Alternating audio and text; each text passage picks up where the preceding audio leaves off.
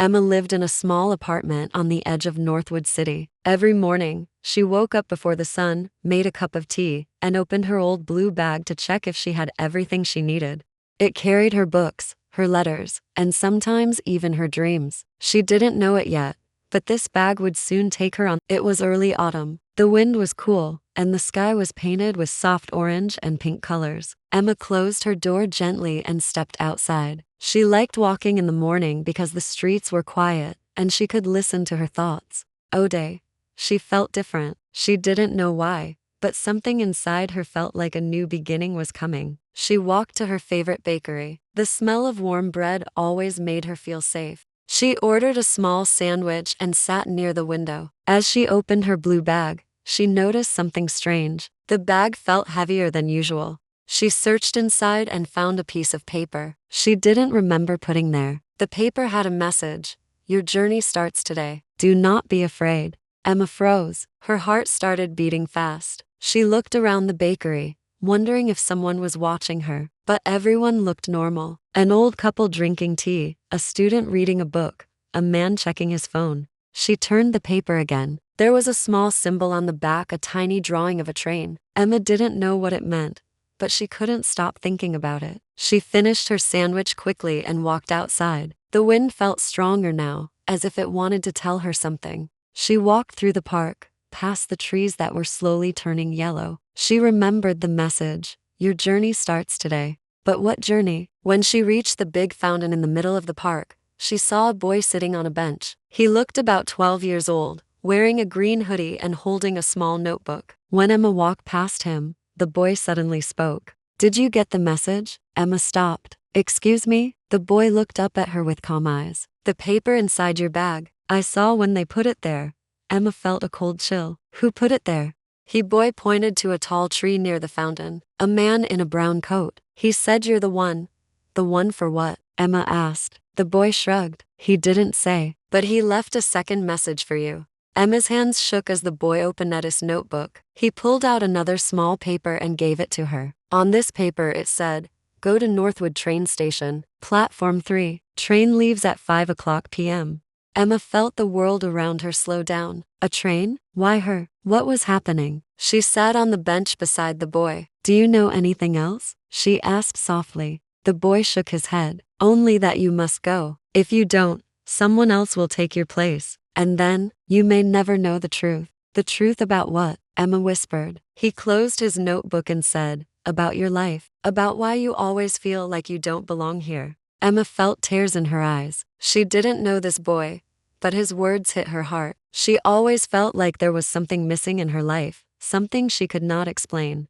She thanked the boy and stood up. She walked slowly out of the park, holding the paper tightly. She looked at the sky. Clouds were moving faster now, and the wind felt colder. Emma's preparation at home.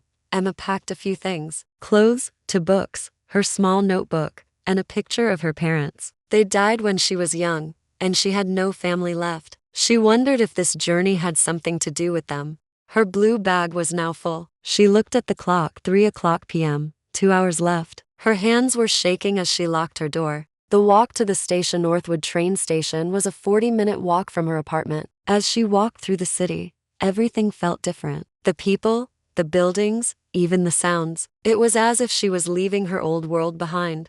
On the way, she passed a small shop with a radio playing the news. The reporter said, strange lights were seen last night near Northwood Valley. Scientists are investigating. Emma stopped walking for a moment. Northwood Valley. Why did that name sound familiar? She continued walking. Her legs felt heavy, but her heart felt even heavier. At the train station, she arrived at the large station with tall metal roofs and long platforms. People were walking fast, dragging suitcases, drinking coffee, talking loudly. But Emma felt like she was moving in slow motion. She looked for platform 3. When she reached it, she saw the old train. It was dark green, with golden lines on the sides, and looked like something from another time. Not modern, not normal. The wind suddenly stopped. Everything became quiet. She stepped closer to the train. A voice behind her said, "You're right on time." Emma turned around. It was the man in the brown coat. The same man the boy talked about. "Who are you?" Emma asked. He smiled gently. Someone who has been waiting for you for many years. Emma swallowed nervously. Why me? The man looked at her blue bag. Because you carry the key. And now, you're ready. Emma looked confused. The key? I don't have a key. Oh, you do, the man said. You just haven't found it yet. The train door opened with a soft click. Please, he said. It's time. Emma looked at the train, then at the sky, then at her bag. She took a deep breath and stepped inside. Inside the train was warm, quiet, and almost empty. Only a few passengers were scattered around: a tired mother with her daughter, an old man reading a book, and a young woman staring out the window. Emma sat near the back. Her heart was racing. The train started moving slowly, then faster. The man in the brown coat walked down the aisle and sat across from her. He said softly, "This train is not just a train. It is a door." A door to what? Emma asked. To the place you were meant to go, he said. To the truth about who you are. Emma felt her breath catch. Who I am? She whispered. The man nodded. Yes, you are not from Northwood City, Emma. You never were. Emma felt shocked. But I grew up here. The man shook his head. You grew up here, but you were not born here. Your parents were not from this world. Emma's eyes widened. This world? The train lights flickered. The windows began to shine with a strange blue glow. Emma slowly turned her head toward the window, and then she saw it. The world outside was changing. The trees became taller. The mountains grew sharper. The sky turned a deep silver blue. She whispered, "What is happening?" The man smiled kindly. "You are finally going home." The train moved faster and faster until the outside world became only colors: silver, blue, and soft white. Emma held her blue bag tightly, her heart beating loudly in her chest. Everything she had known her whole life was disappearing behind her. The man in the brown coat sat calmly across from her, watching her reaction with gentle eyes. "Don't be afraid," he said softly. "You are safe here." Emma nodded slowly, although she still felt scared. After a few minutes, the train began to slow down. The shaking stopped. The lights turned warm again. When the train finally came to a full stop, the man stood up. "We have arrived." Emma looked out the window and gasped. The train was now standing at a beautiful station made of white stone. The air outside looked clean and glowing, almost like tiny stars were floating in it. The mountains in the distance were tall and shining under a silver sky. "What is this place?" Emma whispered. The man smiled. "This is Silverwood Valley, your real home." Emma's hands trembled. "No, that can't be. I grew up in Northwood City. My parents," the man gently interrupted her. "Your parents brought you to Northwood City when you were a baby. They wanted to protect you. They left this world because someone was searching for them." Emma felt a sudden pain in her chest. "Protect me from what?" The man did not answer. Instead, he said, "You will understand soon. Come." Emma stepped out of the train. The air felt soft on her skin. The ground under her feet was covered with tiny silver plants that sparkled when she walked. Several people stood in the station, waiting. They looked human, but different. Their eyes seemed brighter, their movements gentle and quiet. When they saw Emma, they bowed their heads respectfully. Emma felt confused. "Why are they doing that?" The man said, "They know who you are, but I don't," Emma replied. "You will," he said. They walked down a path leading into the valley. Wooden houses with shining windows were spread across the land. Small rivers flowed with water that looked almost like liquid light. Children were playing near the river, laughing with pure joy. Emma felt peaceful, more peaceful than she had ever felt in her life. A woman with long silver hair stepped forward. She looked kind and warm. "Emma," she said with a gentle voice, "welcome home." Emma blinked, surprised. "You know my name?" "We have all known your name," the woman said. "We have waited many years for your return." The man turned to Emma. "She is Alara, the keeper of the valley." Alara looked at Emma's blue bag. "You carry something very important, something your parents left for you." Emma hugged her bag tighter. "But I don't understand. What is in this bag?" Alara touched Emma's shoulder gently. "The key to your past and your future. The secret in the blue bag." Emma opened her bag slowly. She moved her books, her notebook, her clothes. Nothing looked unusual. "Keep looking," Alara said softly. In the small inside pocket, Emma felt something hard, something she had never noticed before. Her fingers touched a cold metal object. She slowly pulled it out. It was a silver key, glowing faintly. Emma stared at it. "I've never seen this before," Alara nodded. Your parents hid it, knowing one day you would return. Emma held the key tightly. What does it open? Alara pointed toward the mountains. There is a door inside the silver ridge. A door only you can open. Emma felt her heart beat faster. Why me? The man finally spoke. Because your parents were guardians of this valley. And you are the last guardian. Emma felt her knees weaken. Me? A guardian? I'm just Emma. Alara shook her head kindly. No, you are Emma of Silverwood, daughter of Leora and Theon. And now, the valley needs you. Emma felt tears in her eyes. I don't even know how to be a guardian. Alara smiled warmly. You will learn. The shadow returned suddenly. The sky darkened. A cold wind rushed through the valley. Children stopped playing. People looked up with fear in their eyes. Emma felt a chill run down her spine. What's happening? Alara's voice became serious. He has found us. Emma's heart dropped. Who? The man in the brown coat stepped closer to her and whispered. The one your parents tried to protect you from. A dark shadow moved across the sky, growing bigger. The valley trembled. Emma held the silver key tightly. Alara looked at her and said, Emma, your journey is just beginning. The sky grew darker and darker until the bright silver-blue colors of the valley disappeared behind thick clouds. The warm wind became cold. The soft glowing plants on the ground dimmed as if they were afraid of something. Emma stood frozen, staring at the sky. A huge dark shape was moving above the mountains, spreading across the valley like a storm. What is that? She whispered. Alara stepped forward, her silver hair blowing in the wind. It is the Shadow Seeker. He has searched for you for many years. Emma felt a shiver pass through her whole body. Why? What does he want from me? The man in the brown coat looked at her with sad eyes. He wants the key you carry, and if he takes it, the valley will fall. Emma looked at the silver key in her hand. It glowed even brighter now, reacting to the darkness in the sky. But I don't know how to use it, she cried. I didn't even know it existed. Alara placed her hands on Emma's shoulders. You don't need to know everything today. You only need courage. Emma shook her head. But I'm not brave. I'm just ordinary.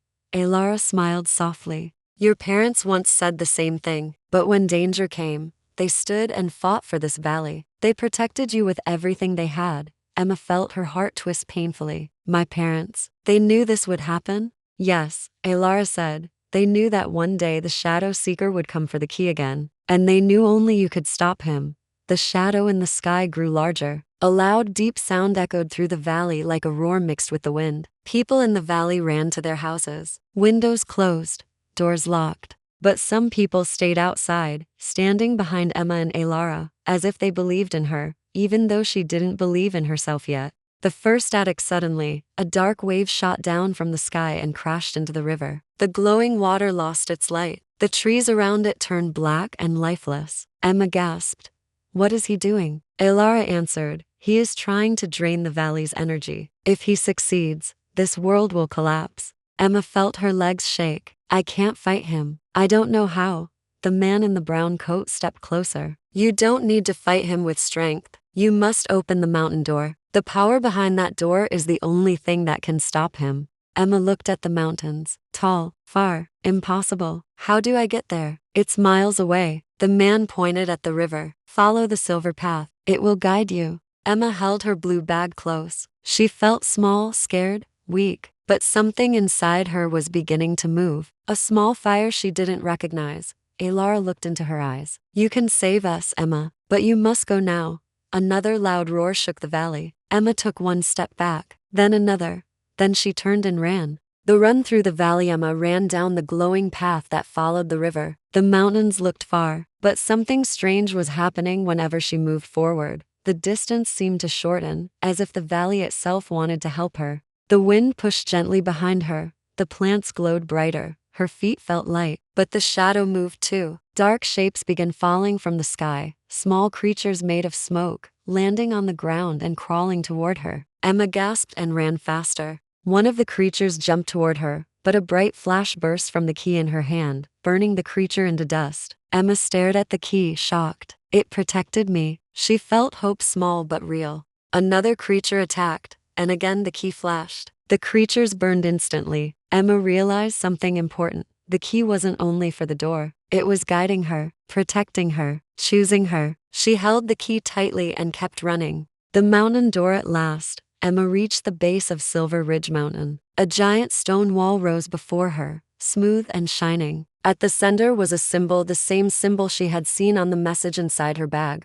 A soft voice echoed around her, "Emma of Silverwood, welcome." She wasn't sure if the voice was real or in her mind. Emma lifted the key. It glowed brighter than ever. The symbol on the mountain wall glowed too. Her hands were shaking as she placed the key into a small hole in the stone. For a moment, nothing happened. Then the entire mountain began to tremble. A vertical line of light appeared, then another. Then the stone wall opened slowly like giant doors. A warm golden light spilled out, touching Emma's face. She stepped inside. The doors closed behind her. The heart of the mountain inside. The air was warm and alive. The walls glowed with soft golden colors. Emma felt completely calm, as if the mountain was comforting her. A large crystal stood in the center of the chamber, floating above the ground. It pulsed slowly like a beating heart. Emma whispered, "What is this?" A voice behind her answered, "The heart of Silverwood." Emma turned quickly, but no one was there. The voice continued,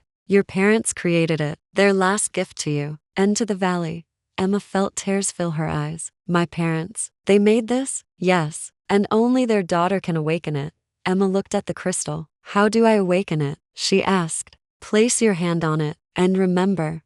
"Remember what?" "Everything." Emma took a deep breath, stepped forward, and placed her hand on the warm crystal. Instantly her mind exploded with light. She saw images clear and bright. Her mother holding her as a baby, her father smiling while building something, her parents running through the valley, protecting a small child, the shadow seeker attacking, her parents standing against him, using all their power, her parents whispering to baby Emma, "One day, you will return. One day, you will save them." Emma cried softly. Their voices faded. The crystal grew brighter. The mountain shook. Outside, the shadow seeker screamed. The heart of the valley was waking up, because Emma had finally remembered who she was.